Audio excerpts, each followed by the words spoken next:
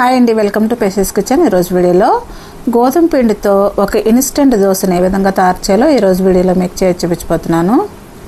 గోధుమ పిండితో ఎంతో క్రిస్పీగా టేస్టీగా ఉండే దోశని 10 నిమిషాల్లో అప్పటికప్పుడు ఎంతో ఈజీగా టేస్టీగా తయారు చేసుకోవచ్చండి.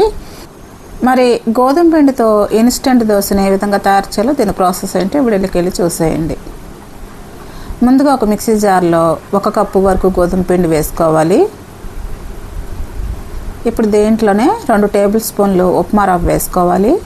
దీంట్లోనే 1 టేబుల్ స్పూన్ శనగపిండి వేసుకోవాలి. దీనిలో 1/2 కప్పు వరకు పెరుగు వేసుకోవాలి. వీటిలో కొంచెం వాటర్ వేసుకొని వీటిని అన్నిటినీ కూడా ఒక స్మూత్ బ్యాటర్ లాగా మిక్సీ పట్టుకోవాలి. ఈ విధంగా ఒక స్మూత్ బ్యాటర్ లాగా మిక్సీ పట్టుకున్న ఈ బ్యాటర్ని ఒక బౌల్లోకి ట్రాన్స్ఫర్ చేసుకోవాలి.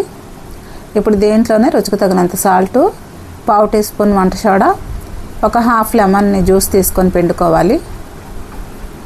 ఇప్పుడు వీటిని అన్నిటినీ కూడా మొత్తం మిక్స్ అయ్యేటట్టు ఒకసారి బాగా కలుపుకోవాలి. ఈ పిండి కన్సిస్టెన్సీ ఈ విధంగా ఉండాలండి. పిండి కన్సిస్టెన్సీ ఈ విధంగా ఉంటే సరిపోతుంది. ఇప్పుడు ఈ పిండిని పక్కన పెట్టేసుకొని స్టవ్ మీద ఒక ప్యాన్ పెట్టుకొని ఇప్పుడు ఈ ప్యాన్కి కొంచెం ఆయిల్ అప్లై చేసుకోవాలి. ఇప్పుడు ఈ ఆయిల్ని ఒక టిష్యూ పేపర్తో తుడిచేసుకోవాలి. ఇప్పుడు మనం రెడీ చేసుకున్న పిండిని 1.5 గరిటె వరకు వేసుకొని ఈ పెనమంతా కూడా స్ప్రెడ్ చేసుకోవాలి. పిండిని ఈ విధంగా పెనమంతా స్ప్రెడ్ చేసుకున్న తర్వాత ఇప్పుడు ఈ దోశ మీద 1 టీ స్పూన్ ఆయిల్ వేసుకోవాలి. ఇప్పుడు ఈ దోశని 1 నిమిషం సేపు మీడియం ఫ్లేమ్లో ఎర్రగా కాలేంత వరకు కుక్ చేసుకొని ఒక ప్లేట్లోకి తీసేసుకోవడమేనండి.